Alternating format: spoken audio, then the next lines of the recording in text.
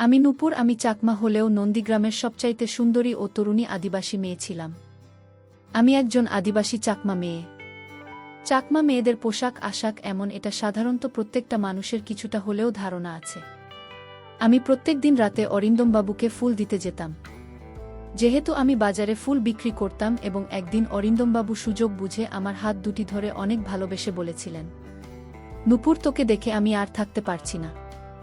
আমি অরিন্দমবাবুকে বলেছিলাম আমার বয়স হয়নি, আর আমার প্রেম করার বয়স হয়নি। ভালো, এটা কি জিনিস সেটা এখনো বুঝি না। কিন্তু অরিন্দমবাবু বললেন, আরে অনেকদিন থেকেই চেষ্টা করছিলাম তোর কাছে আসা, কিন্তু আমি ভয় পাচ্ছিলাম। তুই শুধুমাত্র একবার আমাকে একটা সুযোগ দিন। আমি বলেছিলাম, আমি আপনাকে কি সুযোগ দিব? আমার তো সুযোগ দেওয়ার বয়স হয়নি। এই বয়সে আমার সম্ভব না। আমি তো আপনার মেয়ের বয়স মাত্র 13 বছর বয়স আমার। কিন্তু অরিন্দমবাবু আমার কোনো কথা শোনেনি। তারপর প্রত্যেক দিন রাতের অন্ধকারে অরিন্দমবাবু আমাকে নিজের ইচ্ছামতো অরিন্দমবাবু আমার পিছু ছাড়েনি, এবং আমি বাধ্য হয়ে পাগলের মতো তার কথা বিশ্বাস করে তাকে নিজের সব কিছু দিয়ে বসেছিলাম। অরিন্দমবাবু আমাকে দেখে বলেছিলেন, উপর, তুই চাকমা মেয়ে হলেও সবার চাইতে আলাদা, এবং তোকে দেখে তো যে কেউ তোর প্রেমে পড়ে যাবে। কিন্তু সাবধান থাকিস।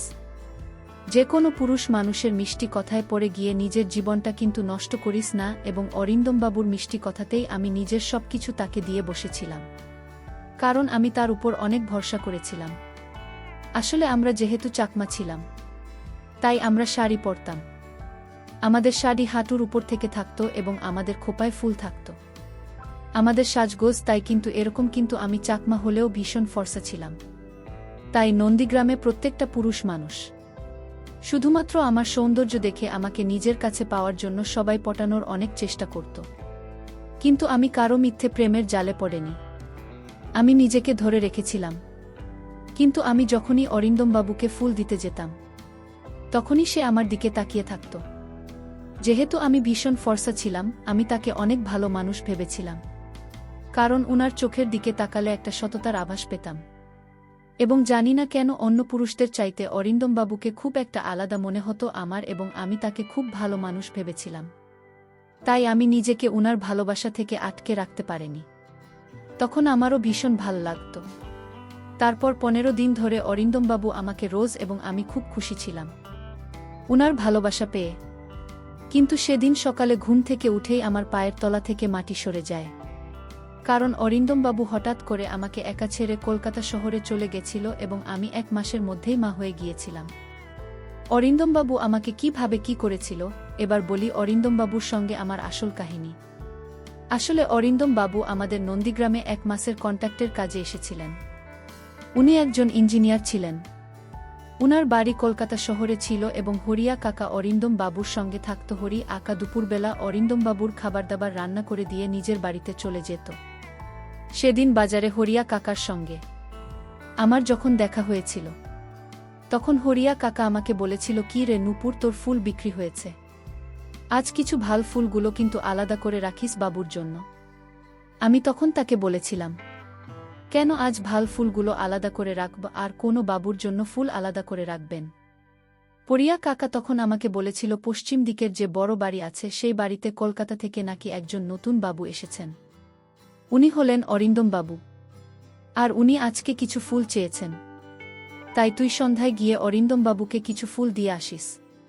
হরিয়া কাকার কথা শুনে সেদিন আমি আমার বাড়ি ফেরার আগে পশ্চিম দিকের বড় বাড়িতে গিয়েছিলাম সাহেবকে ফুল দিতে। তারপর ওই বড় বাড়ির সামনে এসে যখন আমি দরজাটা ঠকঠক করলাম, তখন ভেতর থেকে একটা বাবু বেরিয়ে এলেন। উনি ভীষণ তরুণ ও সুন্দর ছিল দেখতে, এবং উনাকে দেখে সাহেবের মতোই লাগছিল। তারপর উনি আমার পা থেকে মাথা পর্যন্ত আমার দিকে খুব ভালোভাবে তাকিয়ে দেখলেন। তারপর আমার হাতে ফুলের ঝুড়িটা দেখে বাবু বললেন, তাহলে তুমি আমাকে ফুল দিতে এসেছ? আমি তখন বাবুর মুখের দিকে তাকিয়ে বললাম, হ্যাঁ, বাবুকে ফুল দিতে এসেছি। আজ দুপুরে হরিয়া কাকা মুখে এখানে ফুল নিয়ে আসতে বলেছিল। তারপর আমি যখন ফুলের ঝুড়িটা বাবুর হাতে দিয়েছিলাম, তখন উনি আমাকে ফুলের যতটা দাম হয়েছিল তার চাইতে কিন্তু একটু বেশি পরিমাণে টাকা দিয়েছিলেন। কিন্তু আমি বেশি টাকা নিতে রাজি হয়নি। আমি যখন বেশি টাকা নিতে রাজি হয়নি, তখনই আমার 2 হাত ধরে বলেছিলেন, এই টাকাটা রাগের পরিবর্তে তুমি আমাকে আবার কাল ফুল দিতে আসবে। তারপর আমি যখন ফুল দিয়ে সেখান থেকে ফিরে আসছিলাম, তখন উনি কিন্তু আমার দিকে তাকিয়েছিলেন। তারপর আমি চুপচাপ নিজের বাড়ি ফিরে চলে এসেছিলাম। এইভাবে প্রত্যেক দিন সন্ধেবেলায় নিজের বাড়ি ফেরার আগে আমি বাবুকে ফুল দিতে যেতাম। এইভাবে প্রায় ৩-৪ দিন হয়ে যাওয়ার পরে বাবুর সঙ্গে আমি বেশ কথা বলতে গেছিলাম। আসলে আমি খুব লাজুক প্রকৃতির মেয়ে ছিলাম। আমি প্রয়োজনের বেশি কথা কারো সঙ্গে বলতাম না। সেদিন সন্ধ্যা বেলায় যখন আমি বাবুকে ফুল দিতে যাই তখন উনি সেদিন আমাকে জানি না কেন ঘরের ভিতরে ডেকেছিলেন। এবং আমি যখন বাবুর কথা শুনি ঘরের ভিতরে ঢুকে উনার হাতে ফুলের ঝুড়িটা দিয়েছিলাম, তখন উনি আমাকে বলেছিলেন, দেখুন উপর, আমি তোমাকে আজ কিছু কথা বলতে চাই। জানি না আমার কথা শুনে তোমার খারাপ লাগবে না, ভাল লাগবে। তখন আমি বাবাকে বলেছিলাম, বাবু তুই আমাকে কি বলতে চাইছি সেটা নিঃসন্দেহে বলতে পারিস, আমি কিচ্ছু খারাপ মনে করব না। বাবু তখন হঠাৎ করে আমায় বললেন, দেখুন উপর, তুমি চাকমা হলেও তুমি দেখতে ভীষণ সুন্দরী, এবং আমি জানি তোমাদের পোশাক পরিচ্ছদ এরকমটাই, কিন্তু আমি তোমাকে এখন যে কথাটা বলতে যাচ্ছি সেটা বলতে আমার ভীষণ লজ্জা লাগছে, কিন্তু আমি না বলে থাকতে পারছি না। আসলে সৌন্দর্য দেখে অনেক পুরুষ তোমার জন্য পাগল হয়ে যাবে, তাই তুমি নিজেকে ঢেকে রেখো, এটা আমি কিন্তু তোমার ভালোর জন্যই বললাম। তুমি আমার কথা কিছু খারাপ মনে করো না। সেদিন বাবুর কথা শুনে আমি তার চোখের দিকে অনেকক্ষণ তাকিয়েছিলাম এবং জানি না কেন সেদিন তার ওই কথা শুনে আমি তাকে মনে মনে পছন্দ করতে শুরু করেছিলাম, এবং ধীরে ধীরে কখন যে আমাদের দুজনের মধ্যে প্রেম হয়ে যায় সেটা আমরা বুঝতে পারিনি। এবং আমি তো নিজেকে খুব ভাগ্যবতী মনে করেছিলাম, কারণ আমার মতো একজন আদিবাসী মেয়েকে একজন সাহেব পছন্দ করেছিল।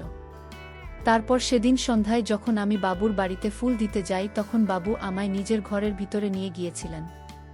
তারপর আমি যখন বাবুর ইচ্ছেটা বুঝতে পেরেছিলাম তখন আমি কিন্তু বাবুকে মুখ ফুটে বলেছিলাম যে, বাবু তুই যখন মরে বিয়ে না করবে ততক্ষণ কিন্তু আমি এসব কিছু করতে পারবো না। আমি জানি তুই ওকে সত্যিকারের খুব ভালোবাসিস, কিন্তু এই সব ভালোবাসা স্বামী স্ত্রীর মাঝে হয়, কিন্তু আমি তো তোর স্ত্রী নেই, তাই যেদিন তুই আমাকে বিয়ে করবি সেদিন তুই পাবি। তারপর বাবু আর আমাকে কোনোদিনও সবের জন্য জোর করেনি। তারপর 2 দিন পরেই বাবু একজন পণ্ডিতকে ডেকে নিজের ঘরের মধ্যেই আমাকে বিয়ে করেছিল এবং আমাকে বলেছিল আমি যাতে এই বিয়ের কথাটা এখন কাউকে না বলি। তাই বাবুর কথা মতো আমিও এই বিয়ের কথাটা আমার বাড়ির লোককেও বলিনি। যে বাবু সাহেব আমাকে বিয়ে করেছিলেন, সেদিন বিয়ে করার পরে প্রত্যেক দিন অরিন্দম বাবু আমার সঙ্গে নিজের পূরণ করতেন, কখনো দুপুরে কখনো সন্ধ্যায়, তার যখন ইচ্ছে হতো। এবং এই কথাটা কিন্তু কেউ জানত না যে আমার সঙ্গে অরিন্দমবাবুর বিয়ে হয়েছিল, কারণ আমরা লুকিয়ে দেখা করতাম। এমনকি হরিয়া কাকা এই কথাটা জানত না। আসলে অরিন্দমবাবু আমাকে বলেছিল সে নাকি যখন শহরে ফিরে যাবে তখন নাকি আমাকেও নিজের সঙ্গে করে শহরে নিজের বাসায় নিয়ে যাবে, এবং সেদিনই সে আমার বাবা মাকে সব কিছু সত্যি কথা বলে দিবে। তাই আমিও স্বামীর কথায় বিশ্বাস করে চুপচাপ ছিলাম। তারপরেই ভাবে 20 দিন হয়ে যাওয়ার পরে সেদিন আমি যখন অরিন্দম বাবুর বাড়িতে যাই তখন দেখি বাড়িতে অনেক বড় তালা লাগা ছিল। তারপর আমি যখন হরিয়া কাকাকে অরিন্দম বাবুর ব্যাপারে জিজ্ঞেস করেছিলাম তখন হরিয়া কাকা যা বলেছিল সেটা শুনে তো আমার মাথায় মনে হলো আকাশ ভেঙে পড়ে গিয়েছে, কারণ অরিন্দম বাবু তো নিজের কাজ শেষ করে কলকাতা শহরে আবার ফিরে চলে গিয়েছিল এবং সে আমাকে একবারও কথা বলেনি যে সে আজকেই কলকাতা শহরে ফিরে চলে যাবে। এমনকি সে নিজের বাড়ির ঠিকানাটুকু আমাকে বলেনি, বাদেনি। এবং সেদিন আমার আর কিছু বুঝতে বাকি ছিল না যে অরিন্দমবাবু আমার সঙ্গে শুধু নিজের ইচ্ছেটা পূরণ করার জন্য আমার সঙ্গে বিয়ের নাটক করেছিলেন। তার মানে উনি আমাকে কোনোদিন মন থেকে ভালোবাসেন। অরিন্দমবাবুর আমাকে ছেড়ে চলে যাওয়ার পরে আমি কিন্তু 9 মাস তার অপেক্ষায় বসেছিলাম, এবং আমি ওই সময় 9 মাসের একজন মা হয়েছিলাম। আমি অরিন্দমবাবুর মা হতে চলেছিলেন। জানি না কেন, তাও আমার মনে একটা বিশ্বাস ছিল যে একদিন না একদিন অরিন্দমবাবু আমাকে অবশ্যই নিতে আসবেন। এদিকে গ্রামের লোকেরা তো আমার এবং আমার পরিবারের ঘুম হারাম করে দিয়েছিল। আমার জাতির লোকেরা তো আমাকে ও আমার বাবা মাকে জাতি থেকে বহিষ্কৃত করেছে। আমাকে সবাই কলঙ্কিনী বলে ডাক। তাও আমি চুপচাপ সবকিছু সহ্য করে এটাই ভাবতাম যে একদিন অবশ্যই আমার জীবনের সবকিছু ঠিক হয়ে যাবে। 9 মাস অপেক্ষা করার পরেও যখন অরিন্দমবাবু আমাকে নিতে আসেনি তখন আমি হরিয়া কাকার কাছে অরিন্দমবাবুর কলকাতার বাড়ির ঠিকানা নিয়েছিলাম, এবং ঠিকানা নিয়ে আমি নিজের মনের সাহস করে নন্দীগ্রাম থেকে একাই কলকাতা শহরে গিয়ে অরিন্দমবাবুর বাড়িতে গিয়ে পৌঁছেছিলাম। তারপর সেখানে গিয়ে দেখি অরিন্দমবাবুর অনেক বড় বাড়ি, এবং সে পুরো বাড়িটি কর্মচারীরা ফুল দিয়ে খুব সুন্দর করে সাজিয়ে তুলেছিল। আমি বুঝতে পেরেছিলাম এখানে কোনো অনুষ্ঠান হচ্ছে। তারপর আমি যখন বহু কষ্টে বাড়ির ভেতরে প্রবেশ করলাম তখন দেখলাম একজন ভদ্রমহিলা সবাইকে কাজের নির্দেশ দিচ্ছিলেন। তারপর ওনার নজর যখন আমার উপরে পড়ল তখন উনি আমাকে জিজ্ঞেস করলেন, এই মেয়ে তুমি আমার ঘরে কি করছো, এবং তুমি তো 9 মাসের গর্ভবতী মনে হচ্ছে। তুমি এখানে কিসের জন্য এসেছ? তুমি কি আমার বাড়িতে কোনো কাজ করতে চাও? কিন্তু তুমি গর্ভবতী হয়ে কিছুই তো কাজ করতে পারবে না, এবং তোমার অবস্থাও খুব খারাপ লাগছে। তুমি কি খাবার দাবারও ঠিকঠাক খাওনি নাকি? আরে তুমি কিছু বল, তুমি এভাবে চুপচাপ দাঁড়িয়ে থাকলে আমি তোমার ব্যাপারে কিছুই জানতে পারবো না। আমি তখন ওনার সামনে হাত জোড় করে বললাম, মা, আমি অরিন্দম বাবুর সঙ্গে দেখা করতে চাই। ঠিক ওই সময় অরিন্দম বাবু উপর থেকে নিচে নামতেই আমার দিকে দেখতে আমার সামনে এসে দাঁড়ালেন। তারপর আমি যখন 10 মাস পরে আমার স্বামীকে নিজের চোখের সামনে দেখলাম তখন আর পাথরে প্রণাম নিতে গেলাম। ঠিক তখনই অরিন্দম বাবুর মা আমার হাত ধরে বললেন, এই মেয়ে তুই এসব কি করছিস? আমি তখন নিজের কপাল থেকে চুল সরিয়ে দিয়ে বললাম, আমি অরিন্দম বাবুর স্ত্রী এবং আমি উনার বাচ্চার মা হতে চলেছি। অরিন্দম বাবুর মা তখন আমার হাত ধরে বললেন, তোর কি মাথা খারাপ হয়ে গেছে? তোর মতো একটা চাকমা মেয়েকে আমার ছেলে বিয়ে করবে? আমার ছেলের 2 দিন পরে বিয়ে আছে, তাই এসব তামাশা একদম এখানে করবি না। তাই এখান থেকে চুপচাপ বেরিয়ে যায়। তোর মতো যে কোনো রাস্তার মেয়ে সে বলবে যে সে আমার ছেলের স্ত্রী, আর আমরা সেটা মেনে নেব। ওই সময় আমি কিন্তু অরিন্দম বাবুর চোখের দিকে তাকিয়েছিলাম। তখন উনি আমাকে যা বলেছিলেন সেটা শুনে তো আমার পায়ের তলা থেকে যেন মাটিটায় সরে গিয়েছিল। কারণ উনি আমাকে বলেছিলেন, কে তুমি? আমি তোমাকে চিনি না, আর আমার বাড়িতে এসব ঝামেলা না করে চুপচাপ তুমি বাইরে বেরিয়ে চলে যাও। কারণ 3 দিন পরেই আমার বিয়ে আছে। তারপর তারা আমাকে জোর করে বাড়ি থেকে বের করে দিয়েছিল। বাড়ি থেকে বের করে দেওয়ার পরেও আমি কিন্তু অরিন্দম বাবুর বাড়ির সামনে বসেছিলাম। আমি কিন্তু হার মানিনি, এবং তাদের আমাকে অনেকবার বলার পরেও যখন আমি সেখান থেকে কোথাও যাইনি তখন অরিন্দম বাবুর মা আমাকে বলেছিলেন, এই মেয়ে তুই যদি এখান থেকে না যাস তাহলে আমি কিন্তু পুলিশ ডাক। উনার কথা শুনে আমি কিন্তু তাও তাদের বাড়ির সামনে থেকে কোথাও যাইনি, আমি চুপচাপ ওখানে বসেছিলাম। তারপর অরিন্দম বাবুর মা যখন পুলিশ ডেকে আমাকে পুলিশের হাতে দিয়েছিলেন তখন আমি পুলিশকে কিন্তু সবকিছু সত্যি কথা বলতে বাধ্য হয়েছিলাম যে আমার সঙ্গে 10 মাস আগে অরিন্দম বাবুর সঙ্গে আমার বিয়ে হয়েছিল। তারপর পুলিশ যখন আমার অসুস্থ শরীর দেখে আমাকে একটা সরকারি হাসপাতালে নিয়ে যায়, সেই হাসপাতালের এক নার্স আমার অনেক সাহায্য করেছিল। এমনকি ওই সেবিকা পুলিশকে গিয়ে বললেছিল কিছুদিনের মধ্যে কিন্তু আমার বাচ্চা হবে, এবং ওই বাচ্চার ডিএনএ ও অরিন্দমবাবু ডিএনএর সঙ্গে টেস্ট করলেই কিন্তু সব কিছু সত্যি কথা প্রমাণ হয়ে যাবে। তা সত্ত্বেও কিন্তু অরিন্দমবাবু আমাকে গ্রহণ করতে রাজি ছিলেন না। এমনকি অরিন্দমবাবু তো আমার সামনে পুলিশকে বলেছিলেন, আমার এই চাকমা মেয়েটাকে দেখতে ভাল লেগেছিল, তাই আমি তার সাথে রাত। তার মানে তো এই নয় যে আমি একজন চাকমা মেয়েকে নিজের বাড়ির বুক করব।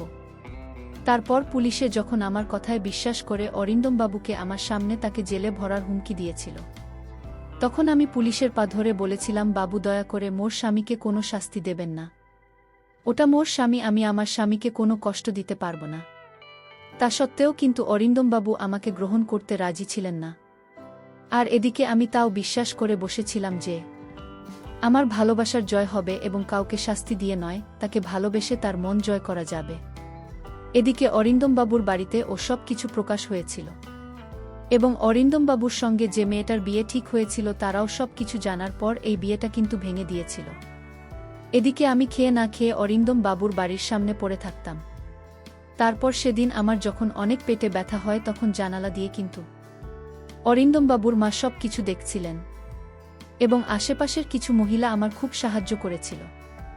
তারপর ওই সময় আমি যখন মা হয়েছিলাম তখন অরিন্দমবাবুর মা ও আমার কষ্ট দেখে নিজেকে আর সামলে রাখতে না পেরে আমার পাশে এসে আমার মাথায় হাত বুলিয়ে আমার হাত ধরে আমাকে সাহস দিয়েছিলেন। এবং সেদিন আমি অরিন্দমবাবুর বাড়ির সামনেই কন্যা সন্তানের বাবা হয়েছিলেন। এবং সেদিন আমার শাশুড়ি মা তার ছেলেকে ঘরের ভেতর থেকে টেনে নিয়ে এসে বলেছিলেন, এত ভালোবাসা আর কোনো মেয়ের কাছ থেকে তুই পাবি না। এই মেয়েটা তোকে অনেক ভালোবাসে, এবং বুকে জড়িয়ে নে তোর সন্তানকে, কারণ তুই না মানলে ওটা তো সন্তান, তাই তাদেরকে আর কষ্ট দিস না। আমার বোমা এবং আমার নাতনিকে গ্রহণ করে ঘরের ভিতরে নিয়ে চলে। কারণ নূপুরের জায়গায় যদি অন্য কোনো মেয়ে থাকত তাহলে আজ তোকে কিন্তু জেলে ভরে দিতে পারত। কিন্তু নূপুর সেটা করেনি। ভালোবাসা দিয়ে তার স্বামীর মনটাকে জয় করে নিয়েছিল এবং তার শাশুড়ি মাকে। আজকের গল্পটা কেমন লাগলো তা অবশ্যই কমেন্ট করে জানাতে ভুলবেন না। আর আমার চ্যানেলটিকে সবাই সাবস্ক্রাইব করে দিও। ধন্যবাদ সবাইকে।